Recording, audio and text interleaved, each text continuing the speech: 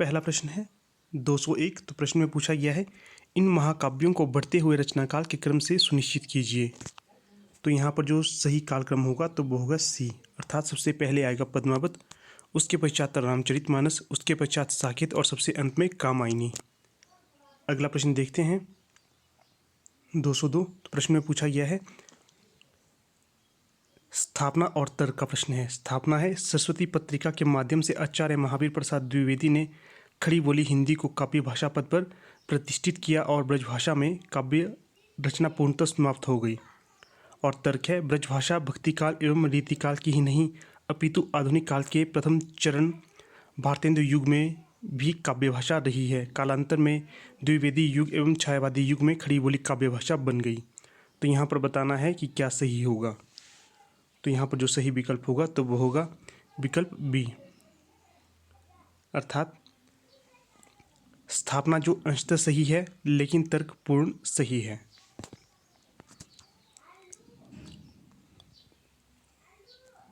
अगला जो प्रश्न है 203। तो प्रश्न में पूछा गया है इन कवियों को आरोही कालक्रम से व्यवस्थित कीजिए। तो यहाँ पर जो सही विकल्प होगा तो वो होगा डी, अर्थात सबसे पहले श्रीधर पाठक आएंगे, उसके पश्चात हरिऔध, उसके पश्चात पंत आएंगे और सबसे अंत में अज्ञेय। डी सही विकल्प होगा। अगला जो प्रश्न है ये भी स्थापना और तर्क वाला है। तो चलिए इसे देखते हैं।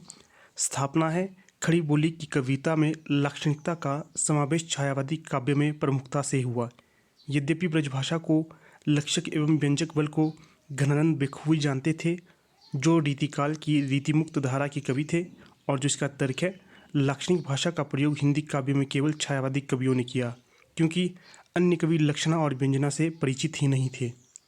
तो जो 204 का सही विकल्प होगा तो वो होगा विकल्प बी, अर्थात ए सही होगा, आर गलत होगा। अगला देखते हैं 205।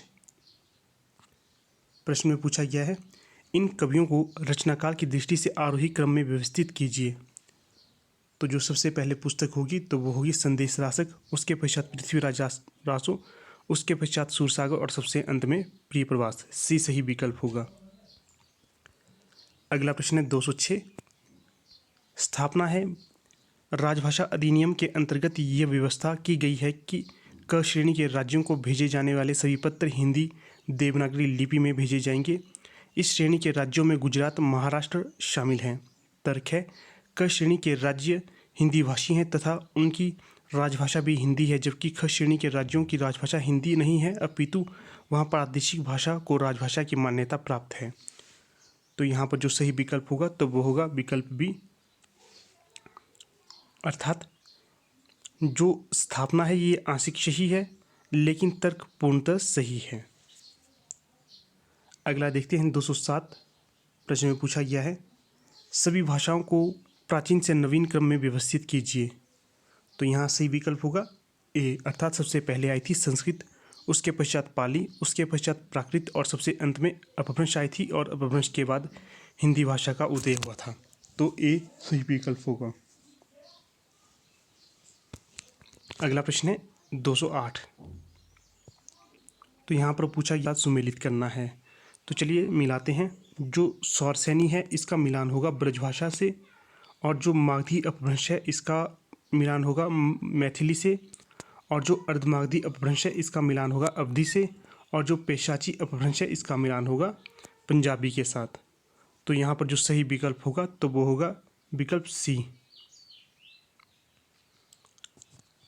अगला प्रश्न देखते हैं 209।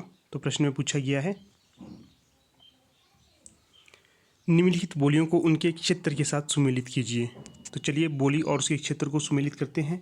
जो भोजपुरी है इसका मिलान होगा बलिया के साथ, उसके पश्चात छत्तीसगढ़ी का होगा बिलासपुर के साथ, और जो बुंदेली है इसका मिलान होगा झांसी के साथ, और जो बघेली है इसका मिलान होगा रीवा के साथ।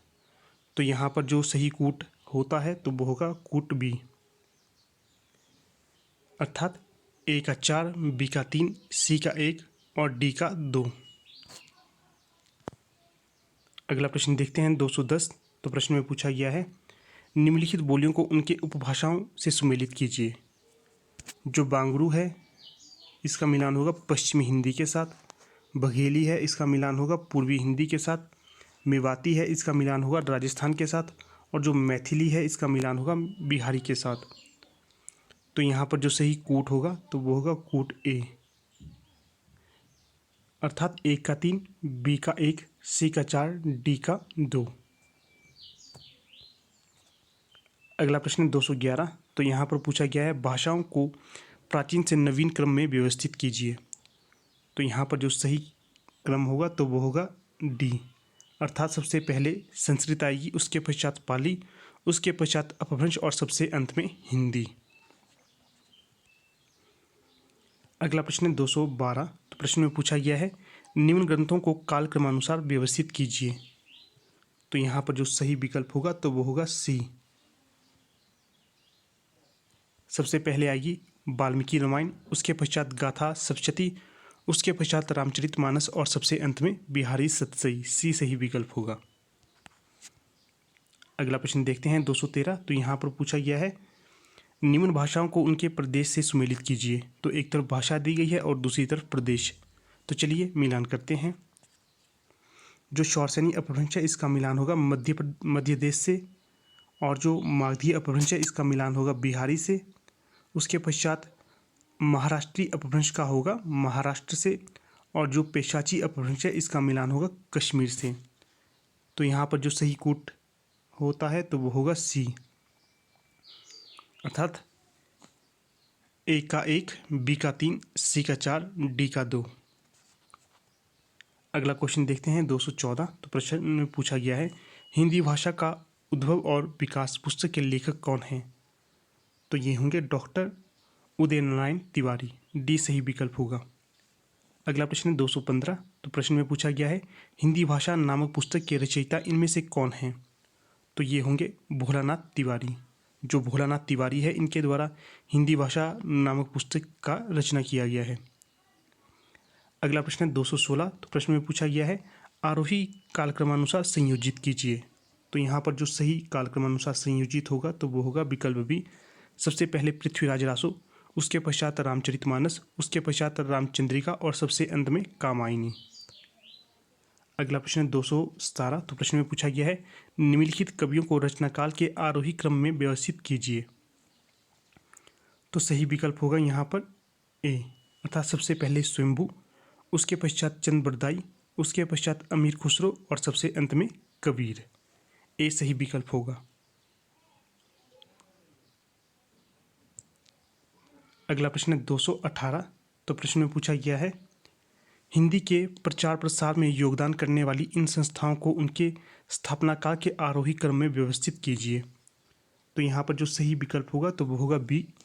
सबसे पहले नागरिक प्रचारणी सभा, उसके पश्चात हिंदी साहित्य सम्मेलन, उसके पश्चात महाराष्ट्र राजभाषा, उसके पश्चात बिहार राष्ट्रभाषा परिषद। बी सही विकल्प होगा। अगला प्रश्न देखते हैं 219। तो प्रश्न में पूछा गया है इन समाचार पत्रों को प्रकाशन काल के आरोही क्रम में व्यवस्थित कीजिए। तो यहाँ पर जो सही कालक्रमानुसार व्यवस्थित होगा तो वो होगा डी, अर्थात सबसे पहले हरिश्चंद्र मैगजीन, उसके पश्चात हिंदी प्रदीप, उसके पश्चात इंदू और सबसे अंत में चांद। अगला प्रश्न है 220। तो प्रश्न में पूछा गया है निम्न पत्र पत्रिकाओं को प्रकाशन काल के आरोही क्रम में व्यवस्थित कीजिए। तो यहाँ पर जो सही विकल्प होगा तो वो होगा बी, अर्थात सबसे पहले उदंत मार्तंड, उसके पश्चात कवि वचन सुधा, उसके पश्चात सरस्वती और सबसे अंत में विशाल भारत। अगला प्रश्न है 221। तो प्रश्न में पूछा गया है निम्न भाषाओं को उत्तर से दक्षिण के क्रम में व्यवस्थित कीजिए। तो सही विकल्प होगा सी, अर्थात सबसे पहले हिंदी, उसके पश्चात तेलुगु, उसके पश्चात कन्नड़ और सबसे अंत में मलयालम। सी सही विकल्प होगा। अगला जो प्रश्न है 223। तो प्रश्न में पूछा गया है निम्नलिखित बोलियों को उत्तर से दक्षिण के क्रम में व्यवस्थित या संयोजित कीजिए। तो सही विकल्प होगा यहाँ पर बी, अर्थात सबसे पहले बांगड़ू, उसके पश्चात बुंदेली, उसके पश्चात मालवी और सबसे अंत में मैथिली। बी सही विकल्प होगा। अगला प्रश्न है 223। तो प्रश्न में पूछा गया है काल के आरोही क्रम में इन काव्यधाराओं को व्यवस्थित कीजिए। तो सही विकल्प होगा बी, अर्थात सबसे पहले छायावाद, उसके पश्चात प्रगतिवाद, उसके पश्चात प्रयोगवाद और सबसे अंत में नवगीत। अगला जो प्रश्न है 224, तो यहाँ पर पूछा गया है इन रचनाओं को कालक्रमानुसार आरोही क्रम में व्यवस्थित कीजिए। तो सही विकल्प होगा यहाँ पर ए, अर्थात सबसे पहले आएगा नूतन ब्रह्मचारी, उसके पश्चात चंद्रकांता, उसके पश्चात प्रेमाश्रम और सबसे अंत में सन्यासी। ए सही विकल्प होगा। हाँ, आपको बता दूं, अगर अभी तक आप हमारे टेलीग्राम ग्रुप के साथ नहीं जुड़े हैं तो आप हमारे टेलीग्राम ग्रुप के साथ भी जुड़ सकते हैं। लिंक आपको डिस्क्रिप्शन बॉक्स में मिल जाएगा। वहाँ पर आपको महत्वपूर्ण PDF प्रदान की जाती है, तो आपसे ज्वाइन करें। तो अगला प्रश्न देखते हैं 225। तो प्रश्न में पूछा गया है निम्न सूचियों को सुमेलित कीजिए और सही कोड का चयन कीजिए। तो यहाँ पर व्यंजन है और दूसरी तरफ है उच्चारण स्थान। तो चलिए इनका मिलान करते हैं। जो भ है इसका उच्चारण स्थान है ओष्ठ्य, और जो झ है इसका उच्चारण स्थान है तालव्य, और जो ड है इसका उच्चारण स्थान है मूर्धन्य, और त इसका उच्चारण स्थान है दंत्य। तो यहाँ पर जो सही मिलान होगा तो वो होगा सी। ए का 2, बी का 1, सी का 4 और डी का 3। अगला प्रश्न है 226। तो यहाँ पर पूछा गया है सूची ए को सूची 2 के साथ मिलान कीजिए। तो जो मैथिली है इसका विकास हुआ है मागधी अपभ्रंश के साथ, ए का 4। उसके पश्चात जो मराठी है इसका विकास हुआ है महाराष्ट्रीय अपभ्रंश के साथ, तो ये होगा बी का 3। उसके पश्चात जो पूर्वी हिंदी है इसका मिलान होगा अर्धमागधी अपभ्रंश के साथ, तो सी का 1 होगा। और जो ब्रजभाषा है इसका मिलान होगा शौरसेनी अपभ्रंश के साथ, तो डी का 2 होगा। तो इस प्रकार विकल्प डी बिल्कुल सही ठहरता है। अगला प्रश्न है 227। तो यहाँ पर भी सूची ए को सूची 2 के साथ मिलान करना है। तो चलिए मिलान करते हैं। कीर्ति पताका ये रचना है विद्यापति की, ए का 4। और जो शब्दानुशासन है ये रचना है हेमचंद्र की, बी का 3। और जो संदेश रासक है इसका मिलान होगा अब्दुल रहमान के साथ, सी का 1। और जो पवनचरियु है इसका मिलान होगा स्वयंभू के साथ, डी का 2। तो इस प्रकार जो यहाँ पर सही कोट होगा तो वो होगा कोट बी। अगला प्रश्न देखते हैं 228। तो यहाँ पर भी सूची ए को सूची 2 के साथ मिलाना है। तो चलिए मिलान करते हैं। जो अनुराग बांसुरी है इसका रचनाकार है नूर मोहम्मद, ए का 1। और जो चित्रावली है इसके रचनाकार हैं उस्मान, बी का 3। और जो चंदायन है इसके रचनाकार हैं मुल्ला दाऊद, सी का 4। और जो हंस जवाहिर है इसके रचनाकार है कासिम शाह, डी का 2। तो इस प्रकार यहाँ पर सी बिल्कुल सही कोट होगा। अगला प्रश्न देखते हैं 229। तो प्रश्न में पूछा गया है सूची 1 का मिलान सूची 2 के साथ कीजिए। तो चलिए मिलान करते हैं। जो बुंदेली है इसका होगा खौ, जो ब्रजभाषा है इससे होगा हौ, और जो अवधी है इसका होगा मोर, और जो बांगरू है इसका होगा सै। तो ए का 3 ठीक होगा, बी का 1 ये भी ठीक होगा, सी का 4 ये भी ठीक होगा, और जो बांगरू है ये सै होगा, तो डी का 2 सही होगा। इस प्रकार कूट सी सही बैठता है। अगला प्रश्न देखते हैं 230। तो प्रश्न में पूछा गया है निम्नलिखित कहानियों को रचनाकाल के आरोही क्रम में व्यवस्थित कीजिए। तो यहाँ पर जो सही विकल्प होगा तो वो होगा विकल्प बी, अर्थात सबसे पहले रानी केतकी की कहानी, उसके पश्चात नमक का दरोगा, उसके पश्चात खितिन बाबू और सबसे अंत में मलबे का मालिक।